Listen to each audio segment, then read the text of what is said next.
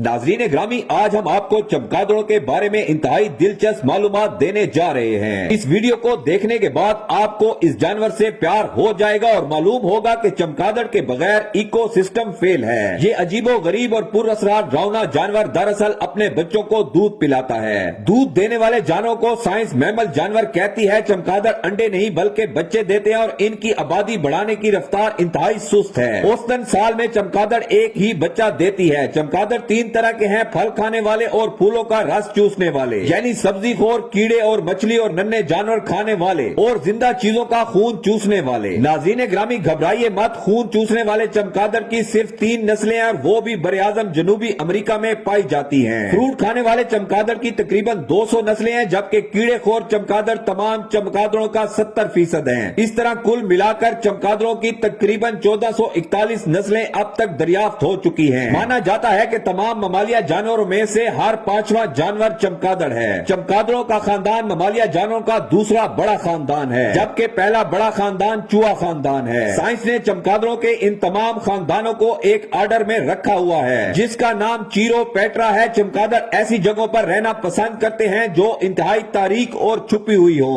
और जहाँ रोशनी कम आती हो, इसलिए ये गारों, पुलों के नीचे, सुराखों और घरों की छतों के सुराखों में रहते हैं। बहुत सारे चमगादड़ खुसूसन फल नोश दरख्तों से लटक कर काम चलाते हैं। यूं तो ये टिपिकल यानी जमीन के दरमियानी इलाकों के खुसूसी जानवर हैं, लेकिन सारी दुनिया में इनकी नस्लें आबाद हैं। इनकी पाकिस्तान में नस्लें 52 बताई जाती हैं। ये इंतहाई सर्द और बर्फानी इलाकों में नहीं रहते। फ्रूट खाने वाले चमगादड़ दरअसल सबसे बड़ी नस्ल के चमगादड़ हैं और ये जितने बड़े और देखने में खतरनाक हैं, इतना ही ये इंसानों से दूर भागते हैं। दरअसल इन्हें सिर्फ फ्रूट खाने से गर्ज है। कहते हैं कि चमगादड़ों को मार डाले तो दुनिया से चॉकलेट भी खत्म हो जाएगी। जी हाँ, आपने बिल्कुल सही सुना। चॉकलेट दरअसल एक फल कोकोआ के बीज से बनती है। इस दरख्त की फूलों को फ्रूट चमगादड़ पोलिनेट करते हैं, क्योंकि इन सब दरख्तों की फूलों की पोलिनेशन फ्रूट चमगादड़ों पर मुनसर होती है। खून चूसने वाले चमगादड़, ये चमगादड़ दरअसल घरेलू मवेशियों का खून चूसते हैं। इंसानों का खून चूसना इनके मेन्यू में नहीं होता। यहाँ तक कि कोई मवेशी के साथ ही क्यों ना सो जाए, इनका मुंह, जबान और मैदा खुसूसन इस काम के लिए नहीं होता। ये अगर सोए हुए जानवर से घंटों खून चूसते रहे तो इसे बिल्कुल भी पता नहीं चलेगा। ये करते क्या है कि जिल्द पे इंतहाई बारीक कट लगाते हैं, जहाँ से खून रचना शुरू हो जाता है। ऊपर ये अपनी जबान रख लेते हैं। जबान में लंबे लंबे पाइप जैसे छोटे गड़े बने होते हैं, जो खून ऊपर की जानिब खींच लेते हैं। साथ में इसे पता है कि खून में मौजूद प्लेटलेट्स की वजह से जख्म फटाफट भर जाता है, तो ये अपना थूक जख्म में शामिल करता रहता है ताकि खून पतला रहे। इसका मैदा खून से सिर्फ सुर्ख ब्लड सेल्स ही हजम करता है और बाकी मवाद बाहर निकाल देता है। लेकिन फिर भी घबराने की कोई जरूरत नहीं, क्योंकि ऐसे चमगादड़ सिर्फ बरे-आज़म जनूबी अमेरिका में ही पाए जाते हैं। कीड़े मकोड़े और नन्हे जानवर खाने वाला चमगादड़ दरअसल ये असली चमगादड़ है जो हमें सरेआम नजर आता है। इनकी सबसे ज्यादा नस्लें दुनिया भर में आबाद हैं। ये कीड़े खाता है और बेशुमार खाता है, इतने के एक आम चमगादड़ 600 से 1000 मच्छर एक घंटे में चट कर जाता है। अगर ये सारी रात उड़ता रहे तो सोचिए कि ये कितने खाएगा।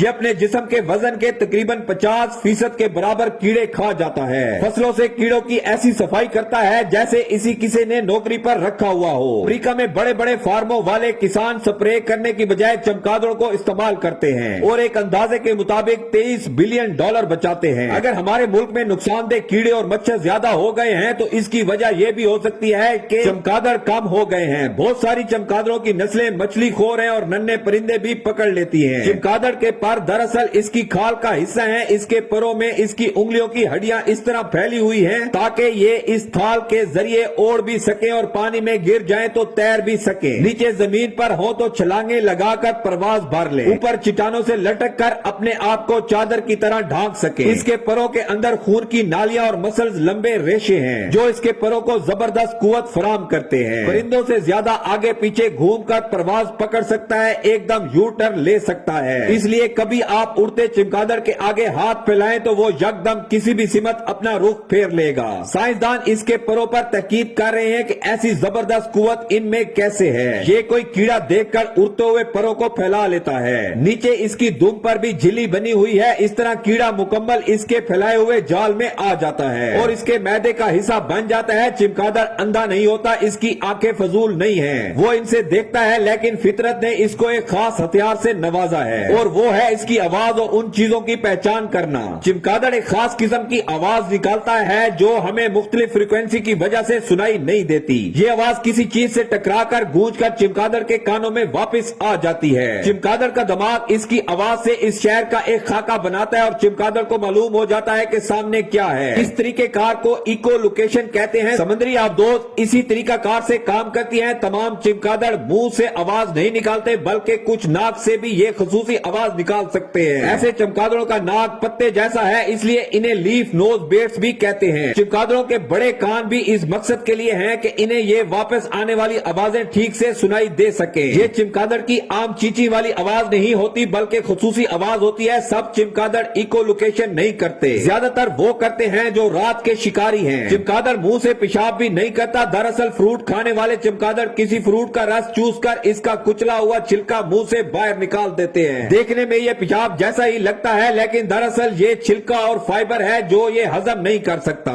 چمگادڑ باقاعدہ مینگنیاں کرتا ہے۔ یہ دنیا کے بہترین فرٹیلائزر ہیں، اس لیے جزیرہ نما ایشیائی ممالک انڈونیشیا، فلپائن وغیرہ میں اس کو غاروں سے اکٹھا کر کے بوریوں میں بند کر کے بازاروں میں بیچا جاتا ہے اور یہ کروڑوں ڈالرز کا بزنس ہے۔ گوانوں میں نائٹروجن، فاسفیٹ اور پوٹاشیم کی زبردست مقدار موجود ہوتی ہے جس کی پودے کو ضرورت ہوتی ہے، اس لیے چمگادڑ بہت دور دور تک اڑ سکتے ہیں، اور اڑتے اڑتے جب یہ درختوں اور پودوں پر پیشاب کرتے ہیں تو اس قدرتی کھاد کو نباتات میں شامل کر ان کی زرخیزی میں زبردست اضافہ کرتے ہیں۔ ان کا میدا پھل کھا کر بیج ہضم نہیں کرتا، چنانچہ وہ بھی اس کھاد میں شامل ہو کر زمین پر گرتا ہے اور جنگلات میں اضافہ کرتا ہے، یعنی پھل نوش چمگادڑ جنگلات میں اضافہ کرتے ہیں اور کیڑے خور ان سے کیڑے کھا کر درختوں کی صحت بحال رکھتے ہیں۔ اب سوال یہ ہے کہ کیا کرونا چمگادڑ نے پھیلایا؟ کرونا وائرس کے پورے خاندان ہے اور یہ بہت سارے جانوروں میں بستا ہے۔ چمگادڑ کا سوپ اس بیماری کا سبب بنا یہ ثابت نہیں، لیکن چین میں جس مارکیٹ میں چمگادڑ کا گوشت دیکھتا ہے وہاں سے یہ وبا ضرور پھیلی ہے۔ کئی سالوں پہلے افریقی ملک گانگو میں ابولیا بیماری پھیلی جس کا قصوروار چمگادڑ کو ٹھہرایا جاتا رہا، تاہم کوئی ٹھوس ثبوت نہ مل سکے۔ خیر یہ بات کہ جن منڈیوں میں چمگادڑ کا گوشت دکھتا ہے وہاں سے وائرس کیوں پیدا ہوا، یہ بات تو طے ہے کہ چمگادڑ کا میدا بہت سارے وائرس ہضم نہیں کر پاتا اور وہ اس کے جسم کے اندر ہی رہ جاتے ہیں۔ گوشت سے وائرس کی انسانوں میں منتقلی کی ایک وجہ یہ بھی ہوتی ہے کہ جب وہ ٹھیک پکا ہوا نہ اور کچا رہ جائے۔ ایشیا کے ممالک جہاں ایک جیسی شکلوں کے لوگ رہتے ہیں مثلا چین اور افریقی ممالک، وہاں چمگادڑوں کا گوشت بڑے پیمانے پر بکتا ہے۔ چمگادڑوں کے بارے میں مشہور ہے کہ ان سے کتے والی بیماری ریبیز بھی پھیلتی ہے۔ پہلی بات کہ چمگادڑ انسان سے انتہائی دور بھاگتا ہے اور کاٹنے کی شرح 1% سے بھی کم ہے۔ دوسرا، اگر وہ کاٹ بھی لے تو ریبیز کی بیماری ہونے کے چانس 1% سے بھی کم ہے۔ دنیا میں 99% ریبیز بیماری کتے کے کاٹنے سے ہوتی ہے اور یہ بیماری انتہائی کم لوگوں کو ہوتی ہے۔ اسے نہ تو